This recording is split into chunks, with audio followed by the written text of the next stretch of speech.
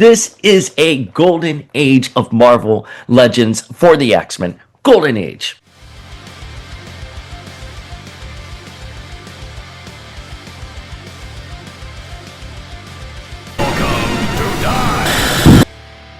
I don't know why I'm always shocked every year with MCM. Boom, what is up, familia? Let us break down those MCM reveals just for the X-Men. Just for the X-Men. I get comments all the time being like, there are other Marvel Legends besides X-Men, and that is true. However, we are an X-Men channel here. And excuse my background, we are painting the bedroom here in Hoboken, New Jersey, of all places. So if you see some white splotches, it's because we're not done painting yet. But Familia, MCM this year, so excited. A few surprises, stuff that we had predicted, stuff that we had reported on, stuff we've heard about for years since that Ryan Ting interview.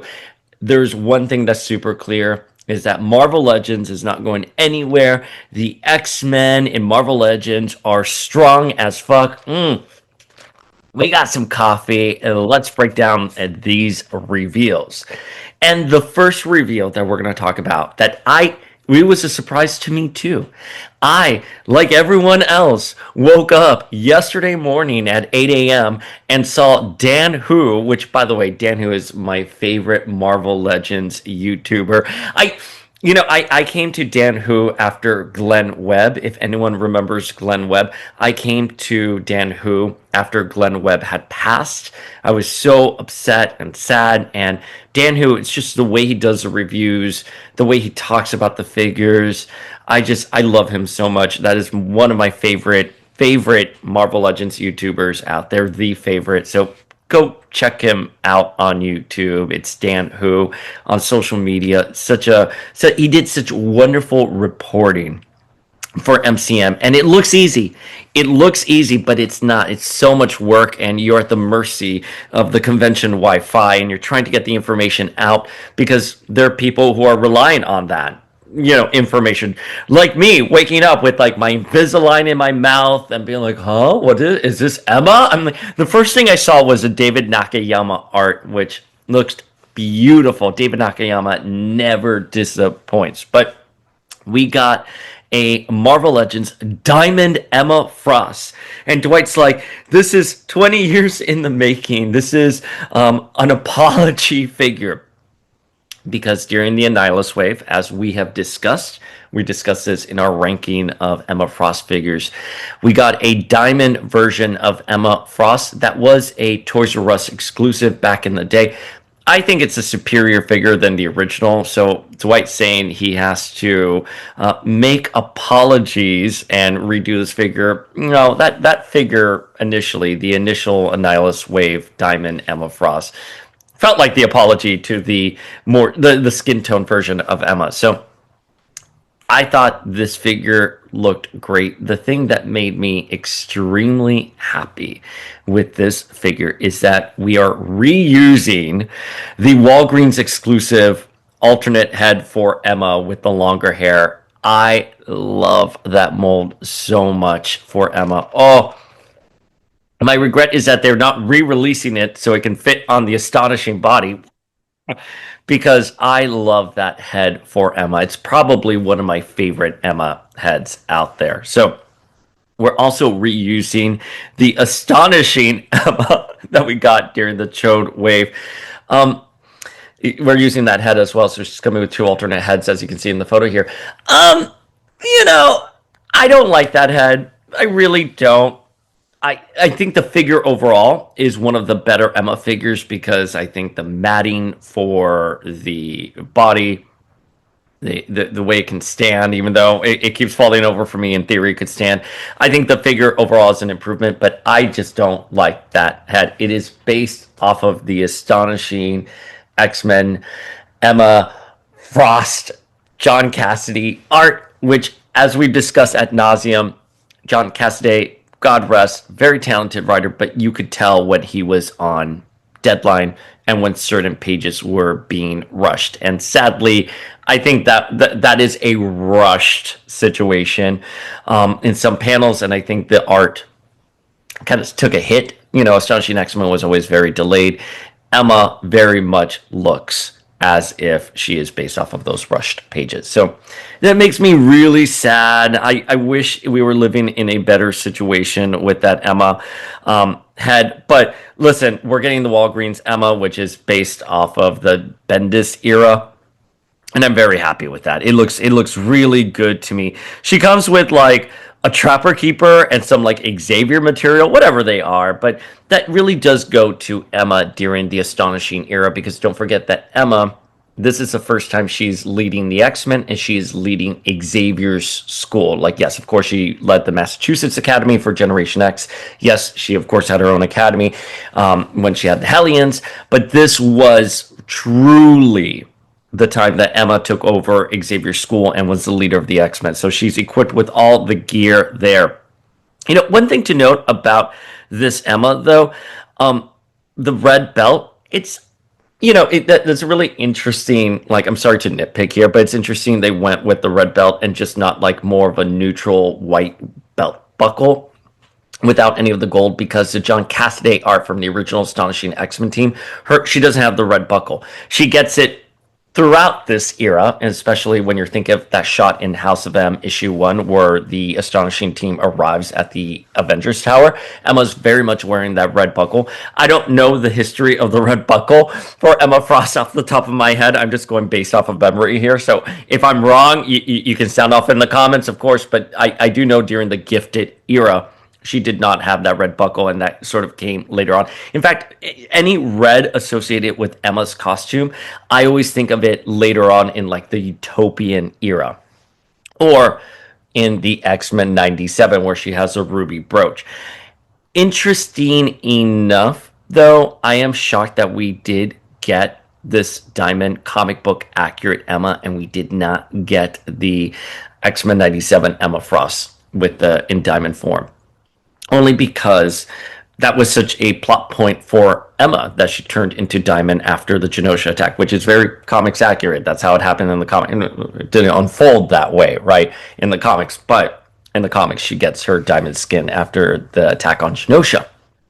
So if someone would tell me you're getting a Diamond Emma Frost figure, I would have assumed that it was going to be the X-Men 97 mold. Pleasantly surprised and happy it is the comics accurate with the Walgreens head. That is like that almost seems like too good of a dream come true. I really don't like that Astonishing Showwave Emma head, so I'm glad we're having that Walgreens. If Walgreens head, if I'm not driving that point home enough, but looks really great. Emma, we haven't had many Emma Frost figures in her Diamond form. We had the Marvel Select, and we had the Annihilus Wave Emma. That's sort of it, like no other Diamond Emmas for action figures. So we're happy to see her. I did see a lot of comments come in about her just being translucent and not like sparkling diamond.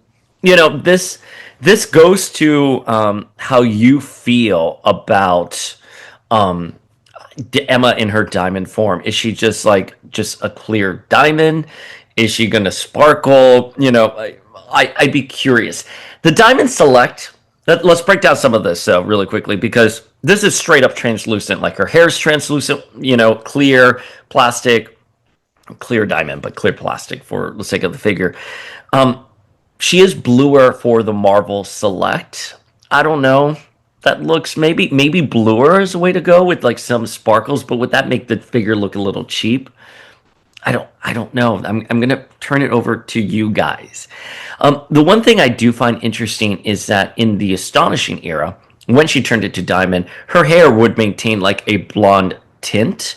And I believe in the Annihilus figure, we had that blonde tint as well. Here, she's just straight up, like her hair, doesn't matter her dye job, her hair just goes diamond white. So this is, I pose that question to all of you out there. How do you feel about that? Do you like it? Do you not like it? Again, the main feedback I got is that she doesn't look diamond. She looks translucent, like Sue Storm.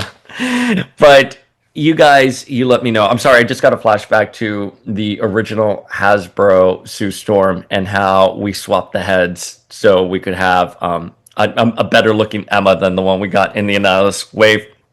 It was sort of like a little kit bash back in like 2009.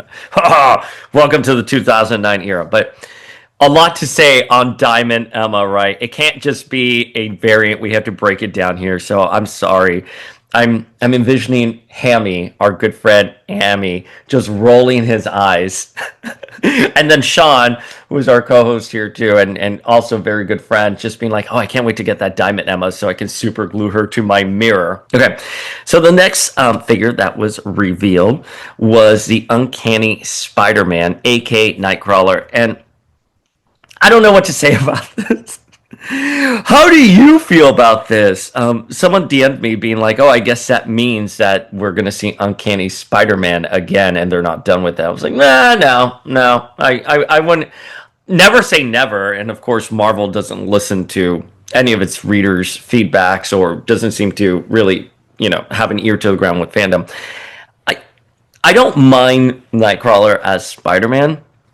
It just wasn't a really good story. It wasn't done correctly, and it was more of a backdoor pilot for X-Men Blue, which is where we got Nightcrawler's true origin, with Mystique and Destiny being Nightcrawler's mom and Mystique being Nightcrawler's father. So, I think what's really key with this figure is that it was easy to do, and it gives us another version of Night. Well, I was going to say Spider-Man, multiverse Spider-Man, but other versions of a Spider-Man character across multiverse, as well as a Nightcrawler. So, I'm assuming it was low cost to produce, and it's a timely-ish, modern figure. It's so weird though. This Fall of the House of X, Fall of X came out like 2 years ago, and we're just getting this figure now. Robot Series Storm from 1996. I mean, that costume debuted in the comics, and then like a couple months later we had that figure. I'm sure it's all different. Someone can explain it to me on the back end. I'm sure there's a reason why it takes longer for some of these figures to come out versus back in the day. But what really intrigues me about this figure, and what I'm most excited about, is the BAMF effect. So even though I love Nightcrawler, I don't have interest in Uncanny Spider-Man Nightcrawler, but I'm getting that BAMF effect. I want that BAMF effect.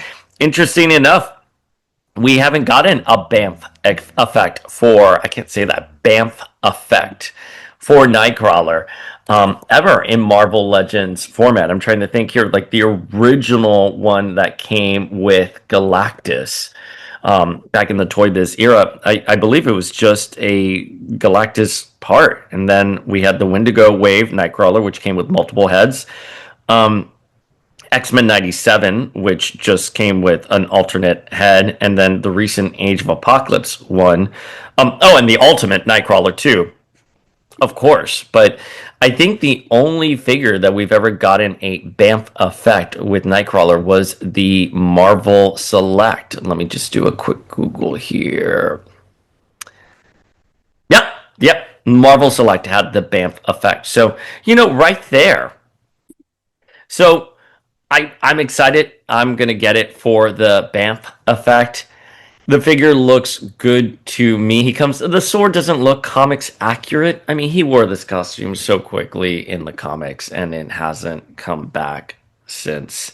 So, before we get into the cover art with Emma Grace Ross, the other figure that was revealed are variants of the Sentinels. I love these arcade style Sentinels. So these are the variants that we saw within the video game, the green and purple and the orange and blue. It's reddish. It's more reddish here, but in the actual video game, it was more orange. I'm not going to get these. I love the original ones. It's always so interesting to me. Like, Sentinels are such an interesting character to have in Marvel Legends format, because the HasLab Sentinel for the longest time was like a holy grail. And now I see everyone selling it off because we're getting the X-Men 97 Sentinel. I personally love the original Toy Biz Sentinel, which was based off of the Mark Silvestri Here Comes Tomorrow Sentinel Rover. Here Comes Tomorrow is my favorite. As everyone knows, Here Comes Tomorrow is probably one of my favorite X-Men storylines. So when we got like the more miniature Sentinels that are inspired by the arcade game and they're holding the rocks, I love those. I'll never forget. I was at the John Barbato's store in the Oculus shopping when Flink messaged me saying that these figures were live, and I'm trying to get good Wi-Fi reception, which I always have good Wi-Fi in the Oculus, and finally I get it, and the site is crashing. Like the Hasbro site is crashing. It's still always crashing. Even with Savage Land Rogue, it was still crashing. But you think they would have figured that out by now, you know?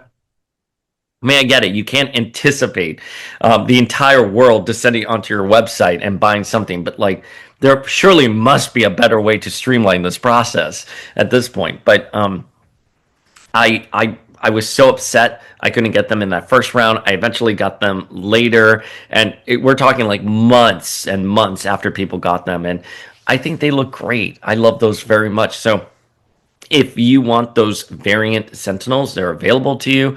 I'm curious, are you guys going to get them? What was your temperature read on that, on those variants?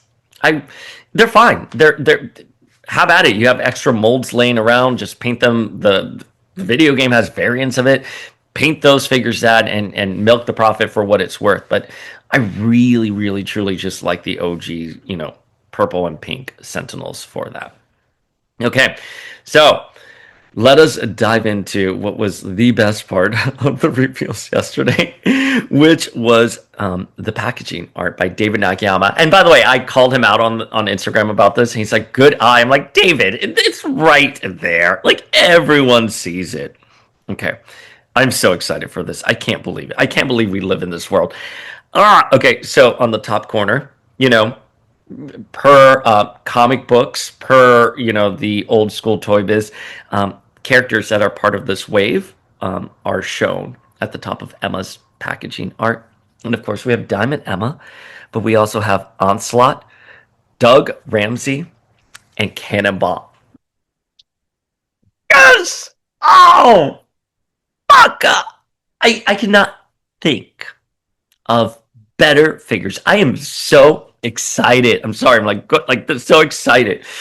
I'm recording in my bedroom, so when I hit my knees, like the entire room shakes. But I got to tell you, I love Onslaught. Onslaught is my favorite X-Men crossover event. That is where I started learning comics, the art of the weekly comic book, the art of the crossover, how messy it can get. All these tie-in books, trying to follow the story along, going to your comic book store and just being like, do you have anything Onslaught related, please? It was a terror at Town and Country Mall and Line Drive Beeper and comics back in the day. But I'm so excited. Now, we've gotten 2 Onslaught figures in the past. The first was a Build-A-Figure, Phase 2 Onslaught from the Toy Biz era, which it's a beautiful figure. I mean, it's highly detailed, but it's really just, the technology with the figure, the joints, everything, it's a little bit out of date. But we also have the Onslaught that Toy Biz gave us. Now, that was really interesting because it was initially released as Red Onslaught, which, if for those of you who don't know, in Uncanny Avengers, the Red Skull takes Xavier's brain, literally, and becomes the Red Onslaught. So when they did the Red Onslaught wave, it didn't have the Magneto helmet head. It had Red Skull's face on it. And I think this was around the time we had an embargo on X-Men characters, so that's why we got Red Onslaught. However, when finally we got the X-Men back in Marvel Legends, that first wave with like Juggernaut, Jean, Kitty, who was in that wave, came with an Onslaught head. So it's kind of like a makeshift. It's been over like a decade since that happened. So the fact that we're getting Onslaught, I'm so excited. Will he be a brand new mold? Are they going to repurpose what we've had before just with like an updated deco, updated little bit technology? I don't know. I don't know. But we reported that we were getting an Onslaught here, and I'm so happy it has come true. Oh, it just makes me He's not officially announced, just to be very clear, but he's on the packaging art. So it's as good of a confirmation as any, and they wouldn't just put it there if they weren't doing it. So I'm so excited. It's going to be traditional Onslaught. I do hope they just scrap the original figure that they did, which I love. I really do love that Onslaught. Trust me, I'm not against that Onslaught, but I want something new. Give me something new. So very excited for that Onslaught. Can't wait to see how he's going to be released. Will he come with the little Franklin? I would love if he came with a little Franklin figure, a comic book accurate Franklin with, like, his t-shirt with like the 4 on it. Oh, it would make me incredibly happy.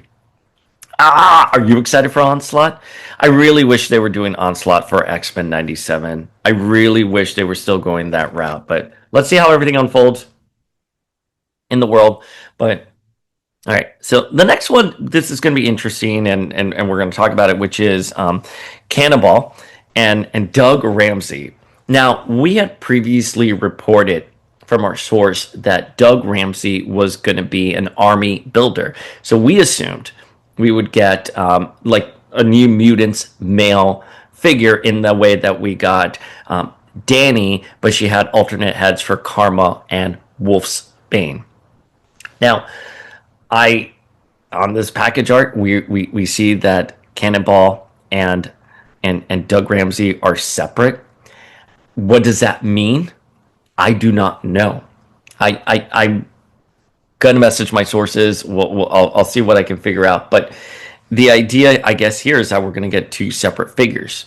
Now, this is just me speculating that Cannonball will be the army builder, and maybe we will get a Roberto / Sunspot head, right? So it'll be Cannonball, and then you can get a powered up Roberto, and then maybe a comic book civilian Roberto. That's sort of what I think would, if I was going to go a certain route with that, because Doug Ramsey actually can, you can expand that figure a little bit more and give him like Warlock parts.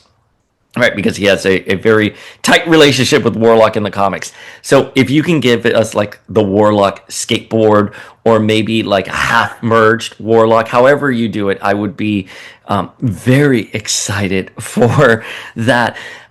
If it was a perfect world, you know what I'm going to say. I would love 10 of Swords Doug Ramsey with the Warlock sword, the Krakoan costume he had with the jacket, and the Warlock arm. That's how I would love my Doug Ramsey. But I think they're going to stick to New Mutants, especially because Cannonball has the crew cut. So I think Doug will follow suit in that. But you can give us a lot of Warlock accessories with that Doug. So he can be a standard New Mutants male body, but maybe he comes with that Warlock skateboard, maybe a miniature Warlock. I don't know. Maybe it'll be like a larger 2-pack. We did get a Build-A-Figure Warlock back in the day. That's one of my favorite waves. The Warlock wave is one of my favorite. We got so many great characters. I mean, Polaris, Dazzler, Jim Lee Cyclops. It's a great wave.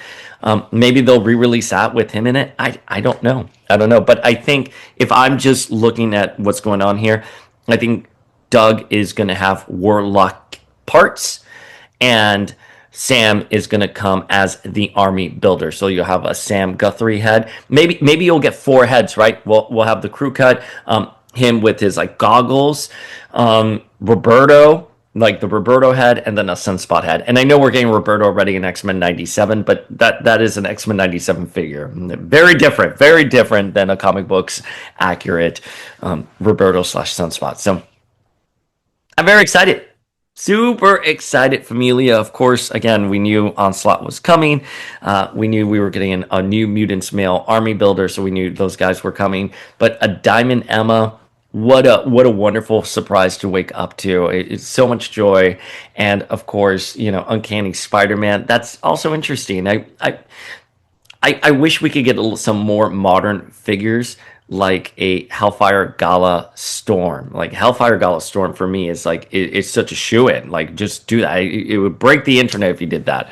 But what do you guys think? Leave your feels below. Comment, DM us. Go on Power of X-Men. talk to your favorite YouTuber, podcaster. If you're at a convention, talk to fellow cosplayers. What do you guys think of these reveals? I think maybe next year we're gonna have to go to MCM. I'm going to London this weekend. I miss MCM by a week. Oh, I'm so angry. I'm so sad. But hit that subscribe button, ring that notification bell so you never miss an episode of Power of X-Men. And Familia, thank you.